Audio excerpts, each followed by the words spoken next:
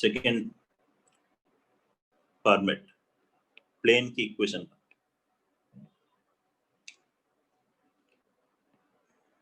Plane passing through a point A, plane passing through a point A and parallel to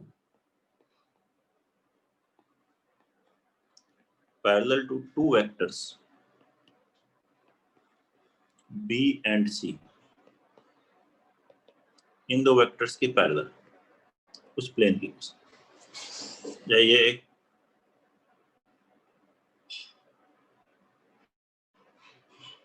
plane है, ये किसी point A से पास हो रहा है प्लेन, और इसमें दो वेक्टर हैं, एक वेक्टर बी है और एक वेक्टर सी है। इस प्लेन के पैरेलल भी कह सकते हो, इसी प्लेन में भी कहा जा सकता है। सबसे पहले इस प्लेन की इक्वेशन के लिए ए वेक्टर क्या लिखेंगे हम लोग, आर, इससे एक वेक्टर आ जाएगा एपी। थ्री वेक्टर्स को प्लेनर हो तो थ्योरम इन प्लेन से हम जानते हैं कि एक वेक्टर को बाकी दो वेक्टर के टर्म में लिख सकते हैं। तो हम इस प्लेन की इक्वेशन को ऐसे लिख सकते हैं, equation of plane can be written as r minus a. इस वेक्टर को हम बाकी दोनों वेक्टर का लीनियर कॉम्बिनेशन लिख रहे हैं तो lambda b plus mu c और x b plus y c, ऐसे कुछ लिख सकते हैं। तो आर बराबर क्या आ गया, a plus lambda times b plus mu times c, जहां लैम्डा और म्यू स्केलर है, रियल नंबर्स है। इस तरह से जब हम प्लेन की इक्वेशन को लिखते हैं तो इसे कहते हैं equation of plane in parametric form. Equation of plane in parametric form, जहां लैम्डा और म्यू पैरामीटर है। याद है आपको आर बराबर ए प्लस लैम्डा बी किसकी इक्वेशन थी, केवल ए प्लस लैम्डा बी लिखा हो तो that represents a line passing through A and parallel to b, और lambda b plus mu c लिखा है तो plane passing through A and parallel to B and सी। इसको आप वेक्टर के उस फॉर्मेट में कन्वर्ट कर सकते हैं, कार्टेशियन फॉर्मेट में या फिर वेक्टर डॉट प्रोडक्ट फॉर्मेट में। देखिए बी और सी वेक्टर दिया तो बी क्रॉस सी इसके परपेंडिकुलर हुआ, या फिर आप ये देखिए तीन वेक्टर्स हैं तो इनका scalar triple product R minus ए, बी और सी, इस तीनों का स्केलर ट्रिपल प्रोडक्ट क्या होगा, 0 होगा। या बी क्रॉस सी नॉर्मल हो गया तो R minus A dot B cross C is equal to 0, ऐसे ही बोल सकते हैं।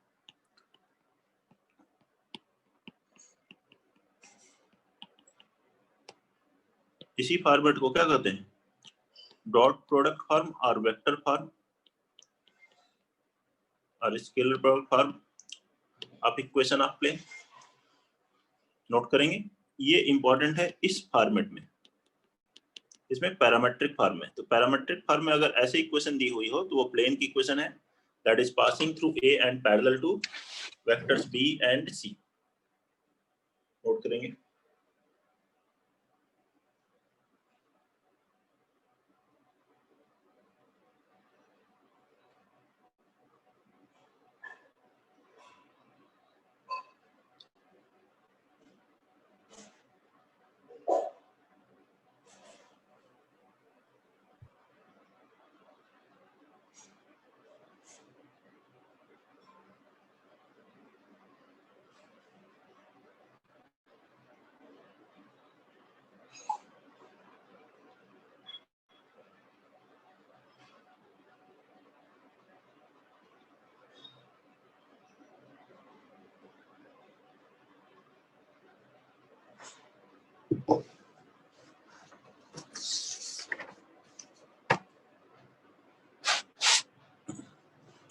हो गया, थर्ड लिखेंगे, ये काफी इंपॉर्टेंट है। Plane passing through 3 points, plane passing through 3 given points.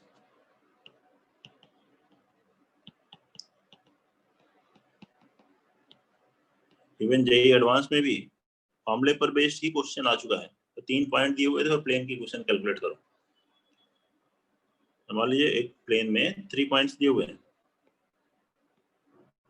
Plane में एक बी सी ये 3 पॉइंट दिए। इस पॉइंट का वेक्टर के टर्म में तो ए है, वैसे देखें तो x1 y1 z1, फिर b x2 y2 z2 और c है x3 y3 z3, या इसे कर सकते हैं पोजीशन वेक्टर b है c है। तो एक पॉइंट p के लिए आपने r जो कि x y z है। एक प्लेन में आप ऐसे भी लिख सकते हैं इक्वेशन कि 3 वेक्टर बना ले। एक वेक्टर ए पी बना लिया, आर से एक ही वेक्टर बनाए अननोन से, फिर 2 और वेक्टर मान लीजिए ए बी और ए सी। 3 वेक्टर हैं, ये तीनों को प्लेन है तो इनका स्केलर ट्रिपल प्रोडक्ट 0 होगा। तो प्लेन की इक्वेशन ऐसे ले सकते हैं आप, equation of plane that will be vector A P A B A C, इसका स्केलर ट्रिपल प्रोडक्ट 0, या इसी को लिखते हैं R minus A B minus A C minus A equal to 0। Vectors की वैल्यू रख करके अगर हम इसको डिटरमिनेंट के टर्म में लिखें तो क्या आएगा, पहले देखिए R minus A X minus x1 I cap y minus y1 J cap z minus z1 K cap. तो फर्स्ट वेक्टर के I cap J cap K cap first row में लिखेंगे, फिर b minus x2 minus x1 y2 minus y1 z2 minus z1। फिर third row में आएगा x3 minus x1 y3 minus y1 z3 minus z1 is equal to 0। ध्यान से देखिए ये जो आ रही equation, this is equation of plane passing through 3 points x1 y1 z1 x2 y2 z2 and x3 y3 z3। Important है, direct ये formula याद रखिए, बना भी सकते हैं वैसे equation of plane passing through 3 points, क्योंकि कई क्वेश्चंस में यूज होता है तो डायरेक्ट याद हो तो और अच्छा है। Passing through x1 y1 z1 x2 y2 z2, expand करेंगे x y z में, मतलब कार्टेशियन फॉर्मेट में आ जाएगा, एंड x3 y3 z3। ये है प्लेन की इक्वेशन।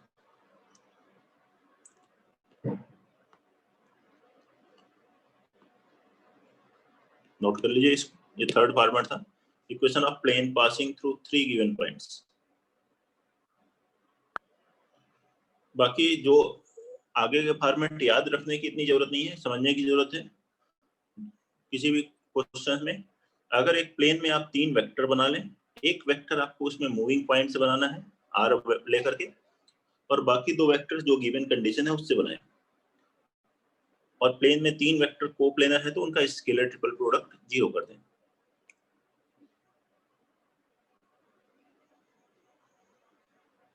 तो नेक्स्ट फॉर्मेट 4 5 6 याद करने की जरूरत नहीं है आपको, ये समझने की जरूरत है कैसे लिखे जा रहे हैं। जब 4 है plane containing 2 intersecting lines,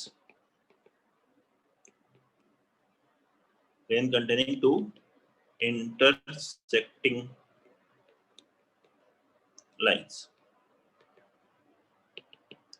2 intersecting lines से एक प्लेन पास होता है। ये 2 लाइन्स है, ए बी के पैरेलल है, ए से पास हो रही है, और दूसरे ए से पास हो रही है और सी के पैरेलल है। लेट लाइन्स भी ऐसे हैं intersecting lines. R is equal to A plus lambda B is passing through A and parallel to B, and R is equal to A plus mu times C passing through A and parallel to C। तो अब क्या करना है, इसमें आपको एक vector लिख ले R, एक वेक्टर इससे बना ले R से और A से AP। तो प्लेन की इक्वेशन इन तीनों का स्केलर ट्रिपल प्रोडक्ट 0 कर दें। प्लेन की इक्वेशन क्या होगी, scalar triple product of R माइनस A B C is equal to 0।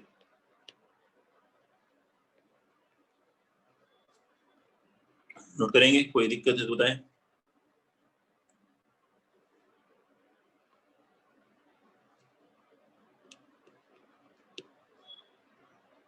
Next है equation of plane containing two parallel lines.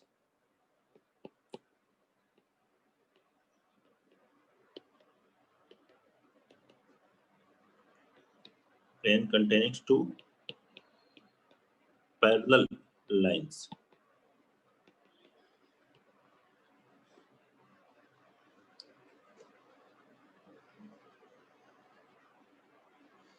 Equation of plane containing two parallel lines. Let lines be r is equal to a plus lambda b and r is equal to c plus mu times b।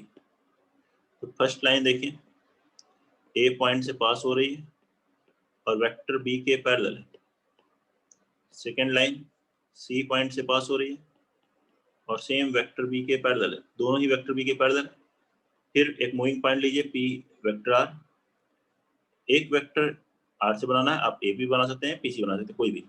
एक vector b है और एक vector ac से बना ले, इन तीनों का scalar triple product 0।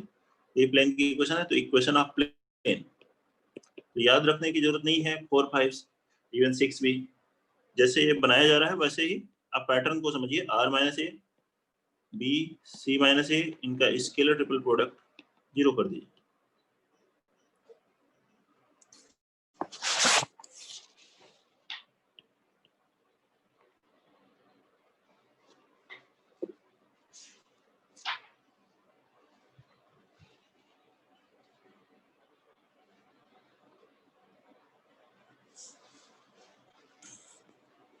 Next देखिए 6,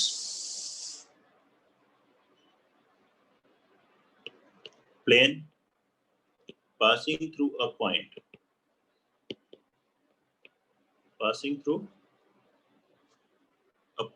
and containing a line,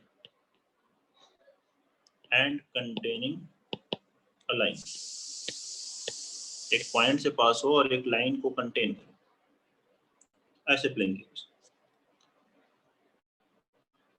let point B A या position A and line B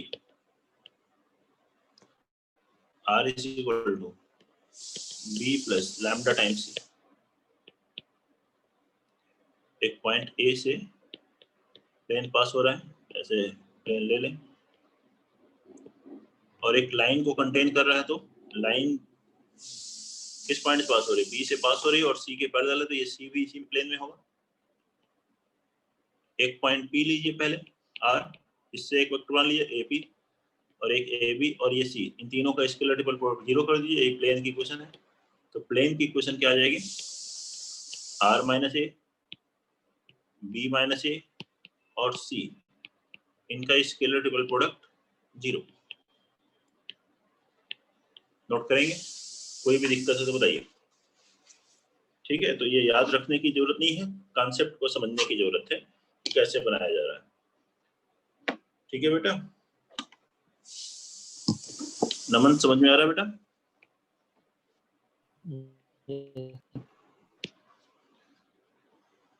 बाकी आपको रिवाइज करने की जरूरत है, जो भी लिखवाया जा रहा है उसको नोट करते जाएं, रिवाइज करें, क्योंकि जितनी अच्छी तरह से फॉर्मूले याद होंगे उतने ही अच्छी तरह से क्वेश्चन बनेंगे। और मैं आपको बताऊं तो 3D बड़ा नहीं है टॉपिक, 3D काफी छोटा टॉपिक है, वेक्टर का यूज होता है इसमें, लेकिन इससे काफी कम लेक्चर्स में ये कंप्लीट हो जाएगा 3D। और क्वेश्चंस लेकिन इससे भी काफी आते हैं। जे एडवांस की बात की थी पिछली बार, तो क्या था, 2 क्वेश्चंस वेक्टर से थे, 2 3D से थे। 3D में वेक्टर का यूज जरूर होगा, लेकिन जो पार्ट हम लोग पढ़ रहे हैं तो मतलब टोटल 4 क्वेश्चंस, तो इधर वाले पार्ट से भी काफी क्वेश्चंस आते हैं।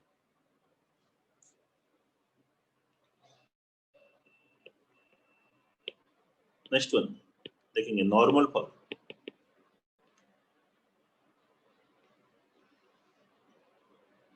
नॉर्मल फॉर्म क्या है, if perpendicular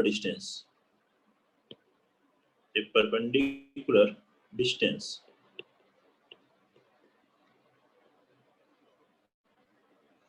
of a plane from origin BD या D greater than 0 है distance and its normal vector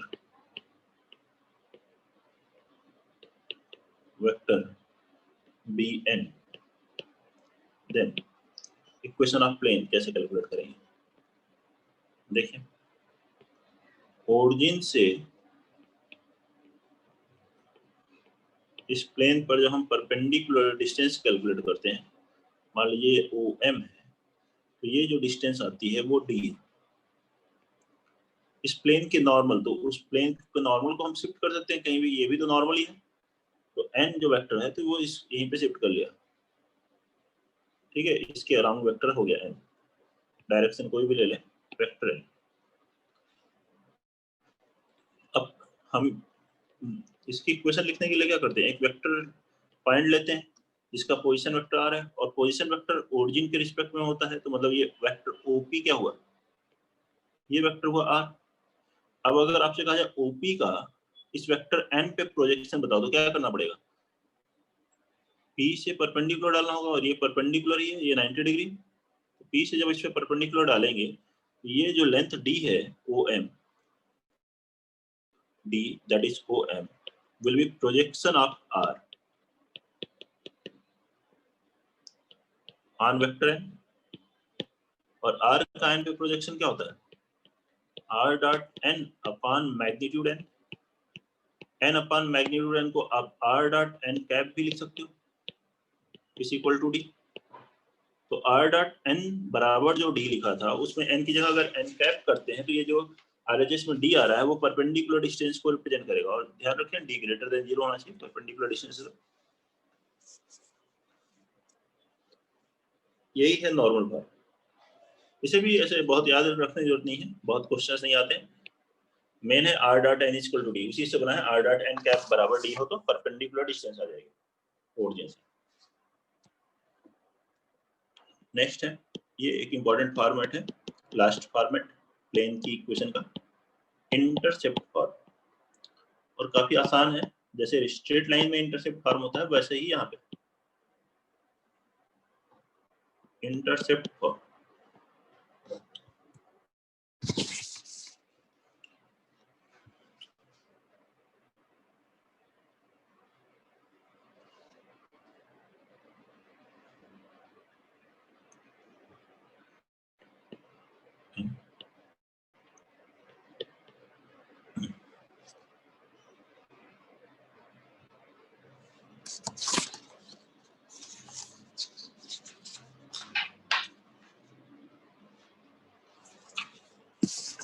चलिए फिर लिखते हैं, equation of plane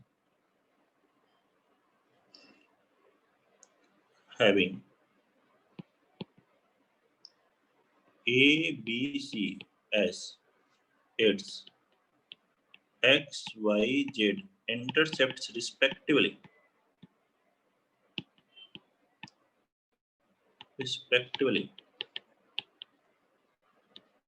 will be, अगर 2D में बात करें, लाइन का इंटरसेप्ट फॉर्म में इक्वेशन क्या होती है, x upon a plus y upon b, या 3D में प्लेन की इक्वेशन क्या है इंटरसेप्ट फॉर्म में, सिमिलर है, x upon a plus y upon b plus z upon c is equal to 1, x upon a plus y upon b plus z upon c is equal to 1।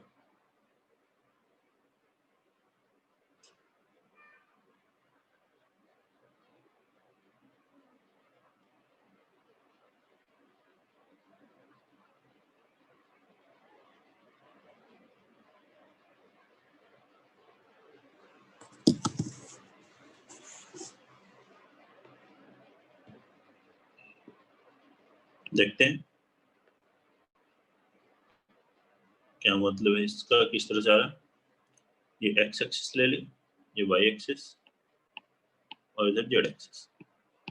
एक plane है जो कि x axis को a पे cut कर रहा है point a, तो ये जो है a इंटरसेप्ट है, तो a पॉजिटिव नेगेटिव कहीं भी हो सकता है, नेगेटिव x एक्सिस तो माइनस उसकी वैल्यू इसके अकॉर्डिंग आ जाएगी। ए यहाँ पर पॉजिटिव नेगेटिव जो भी है, कोई भी रियल नंबर है ए बी सी। यहाँ बी, ये पॉइंट है 0 B 0 और ये पॉइंट हो गया 0 0 C, ये हुआ c intercept. A b c positive negative कोई भी वैल्यूज हो सकती हैं। अब देखिए इस प्लेन पर 3 पॉइंट है और 3 पॉइंट से पास होने वाले प्लेन की इक्वेशन हमें पता है, उस क्या होगी 3 पॉइंट, मान लीजिए इक्वेशन लिखना है तो x minus x1 y minus y1 z minus z1, फिर x2 minus x1 y2 minus y1 z2 minus z1, फिर x3 minus x1 y3 minus y1 z3 minus z1। यही हुआ, एक्सपेंड करोगे यही फॉर्मेट आ जाएगा आपके पास। प्रूव करना हो तो ऐसे करना पड़ेगा, ठीक है।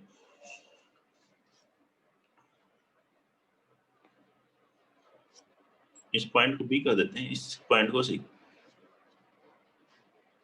ये वेक्टर अगर ए का लिखें तो हम क्या लिखेंगे, ए आई कैप। बी के लिए वेक्टर क्या होगा, बी जे कैप, और सी का वेक्टर क्या होगा, सी के कैप। इस ट्रायंगल का अगर एरिया लिखना हो, area of triangle ABC, area of triangle ABC will be 1/2 times magnitude of cross product of any two vectors AB cross AC ले लो या AB क्रॉस BC ले लो। ये होता है ना, कोई भी दो वेक्टर ले सकते हो। AB कौन सा वेक्टर हुआ, position vector of B minus position vector of AC, position vector of C minus position vector of A।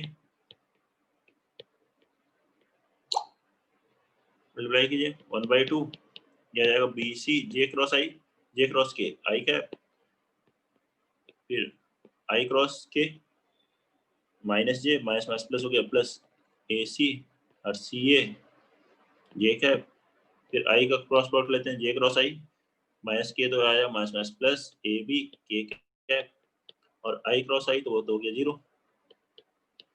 इसका मैग्नीट्यूड क्या लिखेंगे, 1/2 root over BC square plus CA square plus AB square, ऐसा बनेगा। इस 1/2 को अगर रूट के अंदर ले जाए तो वो 1/4 हो जाएगा, और फर्दर इसको ब्रैकेट में ले जाए तो इसको ऐसे लेते हैं 1/2 BC का होल स्क्वायर प्लस 1/2 CA का होल स्क्वायर प्लस 1/2 AB का होल स्क्वायर। देखिए area of triangle cross product of two vectors से तो हमें पता ही है कि ऐसे लिखते हैं। अब इसके बाद मैंने आपको यहाँ ये दिखा रहा हूँ कि एक और नया फॉर्मूला इसका। देखिए 1/2 AB कौन सा होगा, 1/2 AB है ये ट्रायंगल OAB का एरिया। 1/2 BC किसका एरिया, ट्रायंगल OBC का, और इस तरह ये ट्रायंगल OCA का एरिया है 1/2 CA। तो इसमें जो लिखा हुआ है ये ट्रायंगल्स के एरिया है, जैसे कि 1/2 BC किस प्लेन पे आ रहा है, YZ प्लेन पे जो ट्रायंगल बन रहा है इसका, उसका एरिया है। ये ZX प्लेन पे जो आ रहा है ट्रायंगल, और ये XY प्लेन पे जो ट्रायंगल आ रहा है, उनके करस्पॉन्डिंग एरिया के स्क्वायर्स के सम का root, that will be area of triangle ABC। समझ रहे हैं, ये है ट्रायंगल का एरिया। यही में वैसे तो क्वेश्चन नहीं आया, लेकिन इस पर बना करके भी क्वेश्चंस आ सकते हैं। DPP 8 में है आपके ऐसा एक क्वेश्चन, तो उससे आपको आप कर सकते हैं, नोट कर लीजिए इसे, बताएं कोई दिक्कत है तो।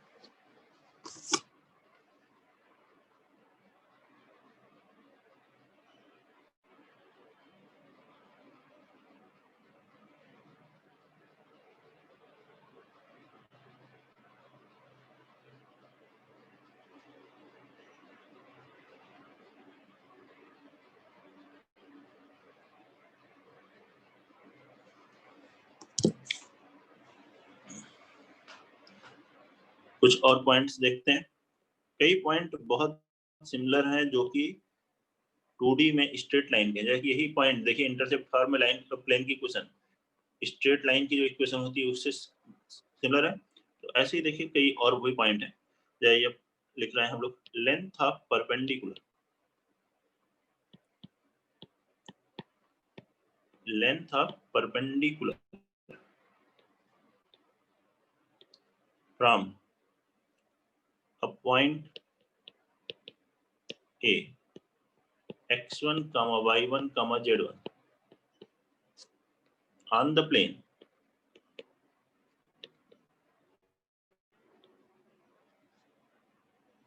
ax plus by plus cz plus d is equal to 0 will be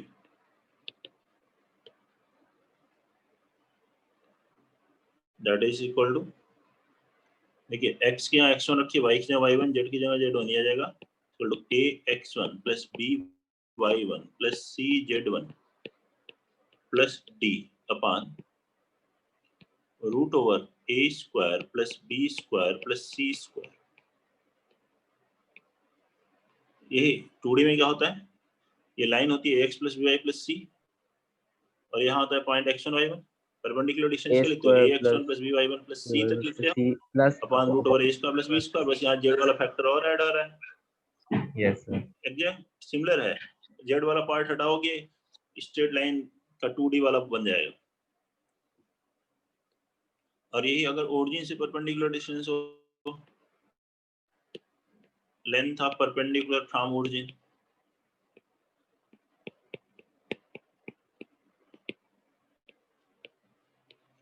from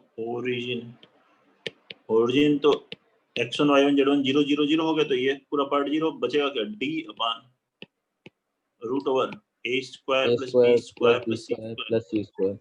वहां पे ओरिजिन में उसी तरह से वहां आता था c upon root over a square plus b square. Yes sir, ये देखिए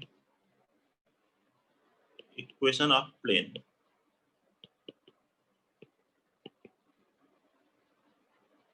parallel to a given plane, parallel to a given plane ax plus by plus cz plus d is equal to 0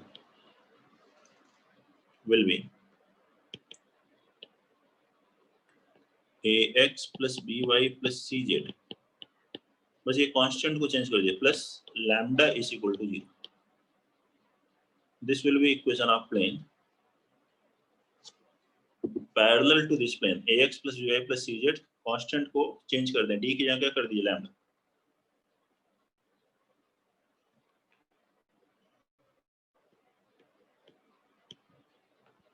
ये आ जाएगी plane की equation इस plane के parallel.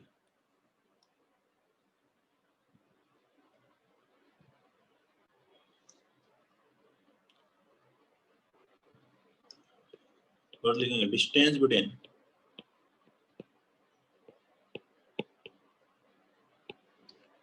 To parallel planes, distance between two parallel planes ax plus by plus cz plus d1 is equal to 0 and ax plus by plus cz plus d2 is equal to 0। देखिए बस constant अलग है, बाकी same है, तब आप distance निकाल सकते हो। जैसे स्ट्रेट लाइन में था क्या होगा, d1 माइनस d2,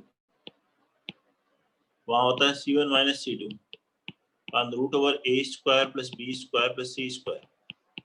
पहले x y z के कोएफिशिएंट सेम बना लेने हैं, अगर यहाँ 2a 2b 2c है तो 2 से पहले डिवाइड कर लीजिए, फिर ये फॉर्मूला लगाइए, distance between two parallel planes. एक प्लेन के पैरेलल दूसरा प्लेन चाहिए तो दोनों के नॉर्मल सेम होंगे, डीआर नॉर्मल के सेम हो जाएंगे, तो ए बी सी सेम हो गए एक्स वाई जेड का कोएफिशिएंट, तो ax plus by plus cz, बस लास्ट कांस्टेंट को चेंज कर दीजिए। परपेंडिकुलर के लिए डायरेक्ट नहीं लिख सकते, पैरेलल में लिख सकते हैं प्लेन में, लाइन में तो परपेंडिकुलर भी लिख सकते हैं, वहां होता है bx minus ay plus lambda is equal to 0।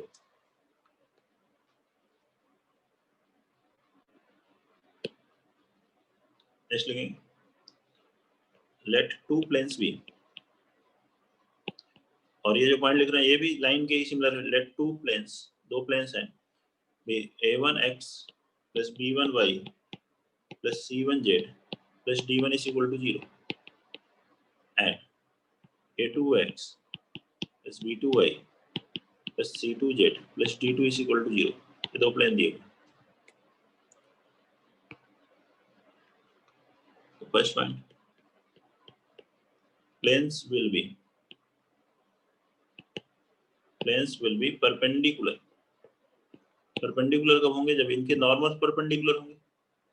पहले का normal n1 a1 i cap plus b1 j cap plus c1 और ऐसे दूसरा, तो दोनों का डॉट प्रोडक्ट 0 हो, मतलब a1 a2 plus b1 b2 plus c1 c2 is equal to 0। और सेम आप स्ट्रेट लाइन में भी लगा सकते हो, a1 a2 plus b1 b2 बराबर 0 जहाँ c1, तो वो स्ट्रेट लाइन में आ जाएगा, lines are perpendicular. Second, planes will be parallel and distinct। दोनों प्लेन पैरेलल हैं एक दूसरे के और अलग अलग है। सेम स्ट्रेट लाइन में भी लगा सकते हो। क्या होता है? a1 upon a2 will be equal to b1 upon b2 is equal to c1 upon c2 but not equal to d1 upon d2। लेकिन d1 by d2 के बराबर नहीं होना चाहिए। नॉर्मल पैरेलल होंगे, नॉर्मल पैरेलल में तो i cap j cap k cap के कोएफिशिएंट का रेशियो इक्वल, लेकिन d1 by d2 भी बराबर हो जाएगा तो प्लेन डिस्टिंक्ट नहीं रहेंगे, दोनों प्लेन सेम हो जाएंगे, कोइंसाइड कर जाएंगे, तो दोनों इक्वेशन एक ही प्लेन को रिप्रेजेंट करेगी। Planes will be identical. और यही सेम तीनों पॉइंट किसमें आते हैं? स्ट्रेट लाइन में भी। Planes will be identical. a1 upon a2 is equal to b1 upon b2 is equal to c1 upon c2 is equal to d1 upon d2। ऐसा हो तो आइडेंटिकल हो जाए।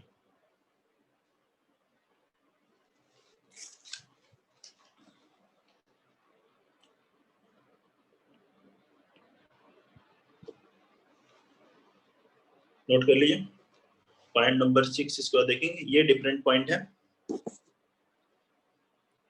सिमेट्री नहीं है इसमें। पॉइंट नंबर 6 में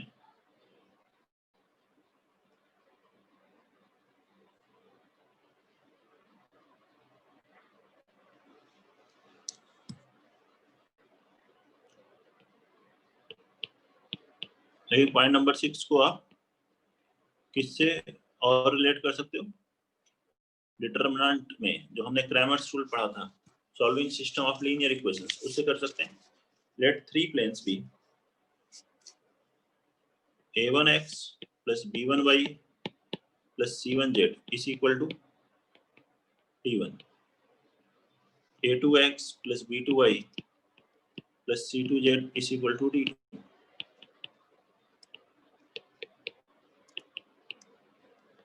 and a3x plus b3y plus c3z is equal to d3। ये तीन प्लेन्स दिए हैं। तो three equations in three unknown के जैसा है। First point, planes will intersect। Planes will intersect at exactly one common point। Exactly one common point। ठीक एक कॉमन पॉइंट पे इंटरसेक्ट करेंगे।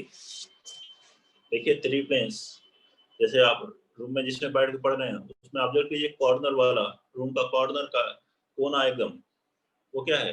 तीन प्लेन का इंटरसेक्शन पॉइंट है। इन तीनों प्लेन में ठीक एक ही पॉइंट है कॉमन, है कि नहीं? Yes sir. ऐसे बना ले।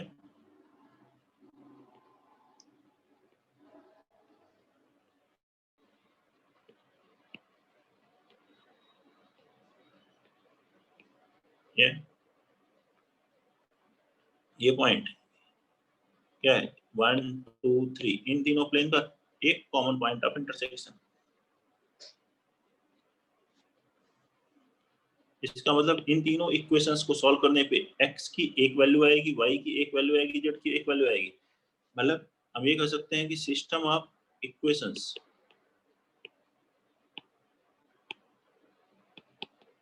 will be consistent। consistent कब कहते हैं? जब सॉल्यूशन हो। and will have a unique solution।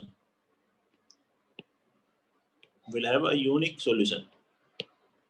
Unique solution कब होता था डिटरमिनेंट में? इसकी डिटरमिनेंट निकालते हैं d not equal to 0. d क्या है?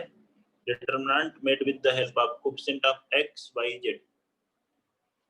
d यहाँ है a1 b1 c1, a2 b2 c2, a3 b3 c3.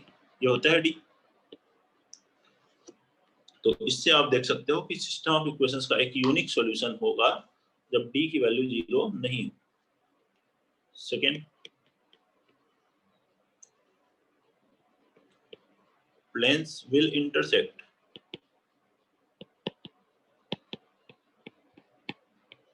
Planes will intersect at a common line.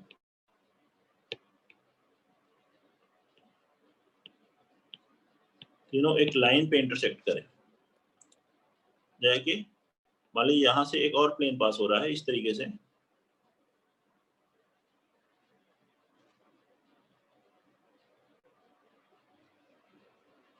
एक और प्लेन है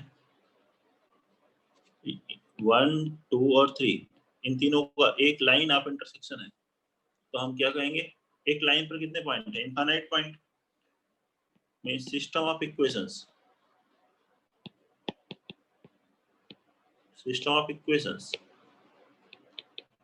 are consistent and will have infinitely many solutions. Infinite number of solutions कब होते हैं? क्या कंडीशन होती है इनफाइनाइट नंबर ऑफ सॉल्यूशंस के लिए? d is equal to dx dy dz. ये सभी डिटरमिनेंट क्या होती है? 0. d तो यही है. dx क्या है? x के कोएफिशिएंट के प्लेस पे कांस्टेंट टर्म रखिए d1 d2 d3. dy y के कोएफिशिएंट के प्लेस पर कांस्टेंट टर्म रखिए सेकंड कॉलम में. b1 b2 b3 को रिप्लेस कर दीजिए. ठीक था, नोट कर लें.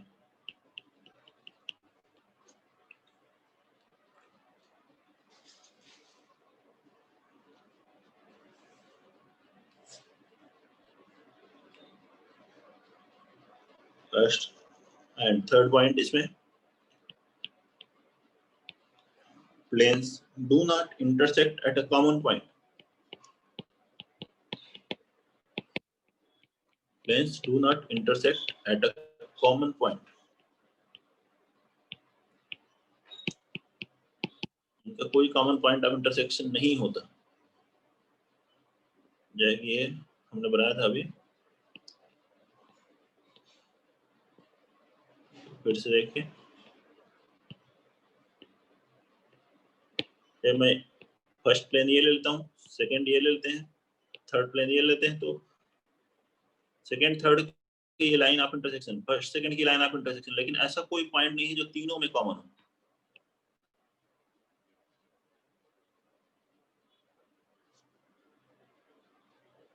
Planes do not intersect at a common point. मतलब वह system of equations are inconsistent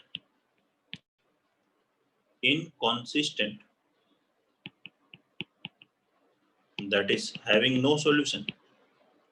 इनका कोई भी सॉल्यूशन नहीं होगा. ऐसा कब होता है कि सिस्टम ऑफ इक्वेशंस का कोई सॉल्यूशन ना हो? d 0 होगा and at least one of dx dy dz not equal to 0. dx dy dz में से कम एक, कोई एक भी 0 नहीं है तो भी काम हो जाएगा. बाकी चेक करने की जरूरत नहीं है. d 0 हो.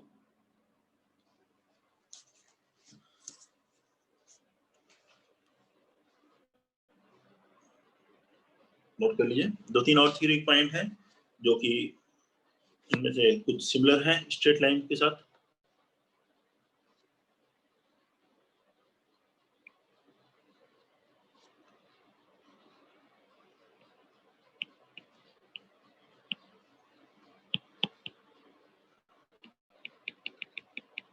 नेक्स्ट वन है equation of angle bisector of two planes. Equation of angle bisector of two planes, दो प्लेन्स की एंगल बाइसेक्टर, जो प्लेन होगा उसकी इक्वेशन।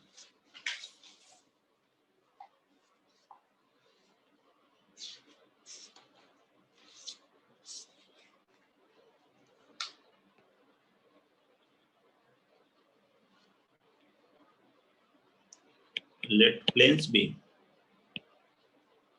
दो प्लेन है, मान लीजिए प्लेन फर्स्ट प्लेन है a1x plus b1y plus c1z is equal to 0 and दूसरा प्लेन है a2x plus b2y plus c2z is equal to 0 plus d2 is equal to 0 या d1 इज इक्वल टू 0। तो angle bisector plane की equation क्या होगी? Angle bisector plane जो planes को bisect करे वो एंगल के अलावा, स्ट्रेट लाइन होता तो क्या होता, याद है? स्ट्रेट लाइन में होता है a1x plus b1y plus c1 upon root over a1 square plus b1 square. ध्यान दीजिए मैं स्ट्रेट लाइन लिख रहा हूँ पहले, बराबर होता है plus minus a2x plus b2y plus c2 upon root over a2 square plus b2 square.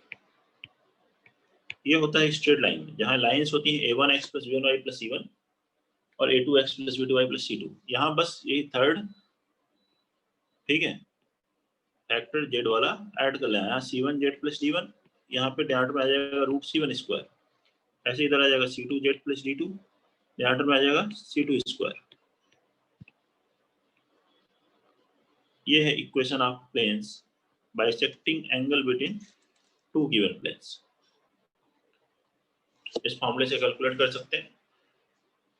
वैसे इस पर बेस्ड क्वेश्चंस नहीं आए हैं, एंगल बाइसेक्टर लाइंस पर भी बहुत ही कम आते हैं, लेकिन एंगल बाइसेक्टर लाइन पर तो फिर भी आए हैं क्वेश्चन। नेक्स्ट इसी में फिर देखेंगे फैमिली ऑफ प्लेन्स, ये इंपॉर्टेंट है, इस पर क्वेश्चंस काफी आए। फैमिली ऑफ स्ट्रेट लाइन भी इसी तरह से होता है, वो भी लाइंस में इंपॉर्टेंट होता है। इक्वेशन भी सिमिलर वे लिखते हैं लोग।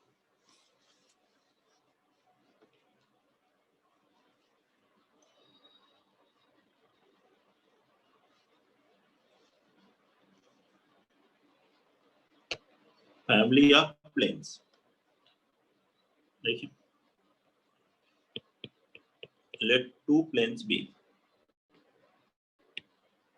फिर वही दो प्लेन ले लें। एक प्लेन है P1 a1x plus b1y plus c1z plus d1 is equal to 0 and दूसरा प्लेन है P2 a2x plus b2y plus c2z plus d2 is equal to 0। ये दो plane. Equation of family of planes, इसमें equation of family of planes through line of intersection of, through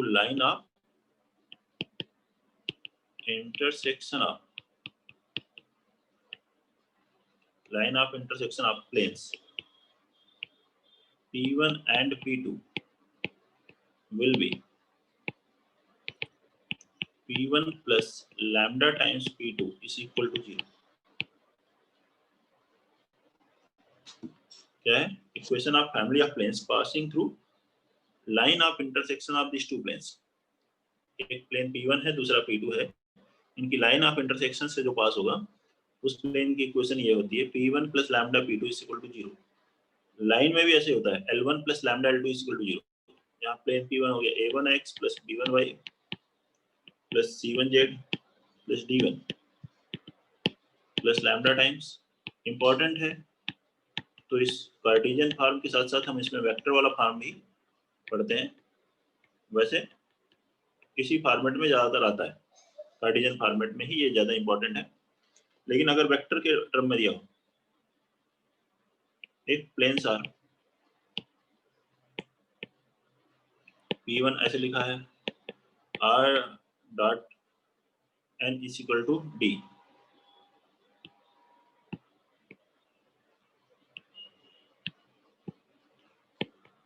वाले format में, मतलब R dot n1 बराबर D1 लिखा है पहला, तो D1 वेक्टर नहीं है, स्केलर क्वांटिटी है। R डॉट n1 बराबर D1 and second plane P2 दिया है R डॉट n2 बराबर D2। Then family of planes वही लिखना है, P1 plus lambda P2 family of planes. तो P1 क्या आ जाएगा यहाँ से, R dot n1 minus P1, ये हो गया P1 plus lambda times R dot n2 minus D2 is equal to 0। Note कर लीजिए, कोई भी डाउट है तो बताइए। ये है फैमिली ऑफ प्लेन्स। एक लास्ट पॉइंट है प्लेन में, थियोरेटिकली ये कंप्लीट होगा प्लेन, क्वेश्चंस की प्रैक्टिस हम उस पर करेंगे।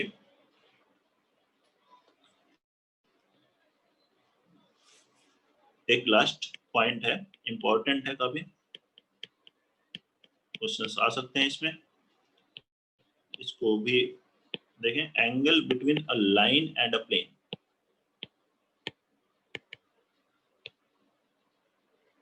Angle between a line and a plane.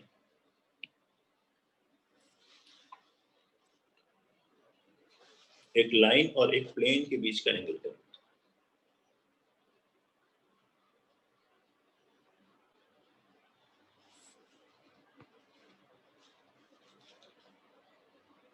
इसमें let line B R is equal to A plus lambda B and plane B R dot n is equal to D and theta be the angle between them and theta be the angle between them, उनके बीच का angle. देखिए जब मैं ये plane बना लेता हूँ, ये एक लाइन थी, इसके साथ इसका एंगल कितना है, थीटा, ठीक है। R equal to A plus lambda B का क्या मतलब है, ये लाइन A पॉइंट से पास हो रही और किस वेक्टर के पैरेलल है, वेक्टर B के पैरेलल है। तो वेक्टर B के साथ एंगल कितना बनेगा प्लेन का, बताइए। जो लाइन का एंगल बन रहा है वही B के साथ भी बनेगा, तो B के साथ भी एंगल कितना होगा, थीटा होगा। तो प्लेन के साथ एंगल थीटा है। प्लेन का नॉर्मल भी हमें मालूम है, क्योंकि R डॉट n बराबर D, तो ये n क्या होता है, नॉर्मल। तो नॉर्मल के साथ एंगल कितना होगा, नॉर्मल के साथ एंगल आ जाएगा 90 माइनस थीटा। तो हम ये कह सकते हैं angle between n and B will be 90 minus theta. Angle between vector n normal and B भी 90 माइनस थीटा। तो दो वेक्टर के बीच का एंगल कैलकुलेट करना, क्या करते हैं हम लोग, cos of angle between them, cosine इसका किसके बराबर होता है, इनका dot product n dot b upon magnitude n, magnitude b। cos 90 minus theta कितना हो गया, sin थीटा। तो इस समय यहाँ पे फॉर्मूला जो बन रहा है sin थीटा बराबर n dot b upon magnitude n magnitude b, ये आ रहा है। देख लें, हमने लाइन ली थी R equal to A plus lambda B, तो ये लाइन के साथ एंगल बताओ या इसके पैरेलल वेक्टर B के साथ एंगल, दोनों के साथ एंगल सेम हुआ थीटा।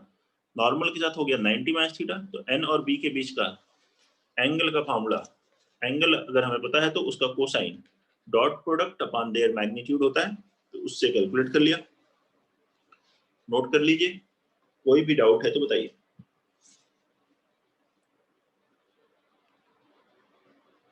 किसी को भी कोई दिक्कत? No sir. ठीक है, नोट कर लीजिए। नोट हो गया? Yes sir. ठीक, तो इस पर बेस्ड क्वेश्चन हम लोग नेक्स्ट क्लास में करेंगे। इस पर जो बेस्ड क्वेश्चंस होंगे वो नेक्स्ट क्लास में देखेंगे। और इसमें और कोई डाउट है तो पूछिए आप।